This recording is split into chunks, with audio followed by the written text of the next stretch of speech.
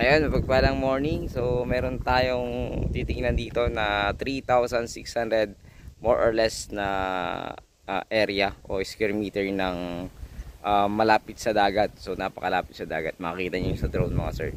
So, tingnan natin yung property. Ayan po siya. Ayan. So, tara, tingnan natin. So, ito yung property mga sir. Ayan. So, yan na yung property. So, may kuryente. Mayroong wifi. So ang dito, ang source ng water talaga dito ay hindi pa nawasa mga sir. Sa bayan ng Luna po ito. So ito po yung papunta ng dagat, palabas na yan ng dagat mga sir, mga madam. Pero ito palabas din ng dagat. Yung along barangay Cemented Road talaga, yung Cemented Road. Ito hindi ko alam kung daan talaga to or barangay road to o hindi. Kasi ang alam ko hindi. Ito talaga yung palabas ng papuntang dagat. So ito naman yung boundary ito.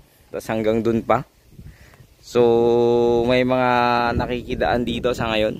So pag nabenta siguro o pamabili nyo ito, pag-uusapan ng or napag-usapan na daw ng seller tsaka yung mga dadaan dyan. Siguro may iba namang daan po dyan mga sir, mga madam.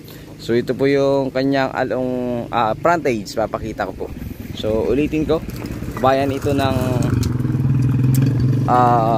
Luna, La Union. So residential area. So napaka pricey din pala dito sa bayan ng Luna. Malapit kasi sa dagat. So tanaw na tanaw mo yung dagat pag nagpatayo ka ng bahay. So papakita ko lang yung boundary dito. So meron siyang presyo na 5,000 per square meter. Ewan ko kung kasi dito daw mga 6,000 na sabi sa akin. Kasi malapit to sa bayan at least 1 kilometer from town proper ng Luna.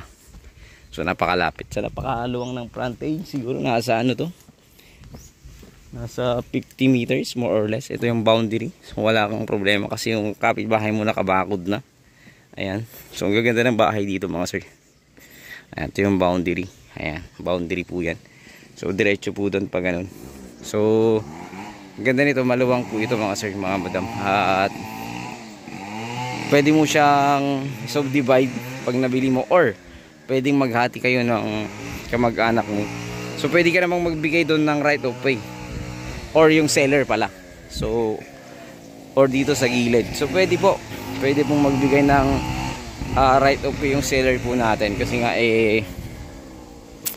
kawawa naman yung nasa likod kung wala silang dadaanan. Pero kung mayroon naman silang daanan dun sa likod, kung mayroon naman silang daanan dyan, wala namang maging problema kasi malawang to. So may sampalok lang na nakatanim dito.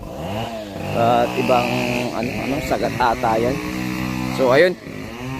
Sana magustuhan nyo po ito. 3,600 dalawang titulo. So yung title nito kakapalinis lang. So lumabas na yung isa palabas na rin kasi isang taon na daw yun. Malapit na siyang lumabas din yung isang titulo nito mga sir, mga dam. At pinalinis lang po, parang nilagay na nila sa pangalan nilang magkakapatid yung property. Ito napakaluwang nito. Ayan. So pinalagay na nila yung sa pangalan nila. So yung mga nandyan, pag-usapan na lang siguro kung magbibigay ng right of way dito or baka meron silang daanan sa kabila or sa iba. So ayun, hanggang doon pa siya. Hanggang dyan pa daw sa may bahay na yan. May nag-upa daw kasi noon dito sa lupang ito at nagtayo dyan. So andyan hanggang dyan. So maluwang ito mga sir. 3,600 more or less. Near beachfront, malapit sa dagat. At the same time marami, ang ganda ng dagat na yan, mabato. So ayun, pupuntahan ko mamayang hapon dyan para ipakita po sa inyo mga sir. So 3,600, dalawang titulo. Yung isa lumabas na kasi pinalinis po nila. So 5,000 per square meter.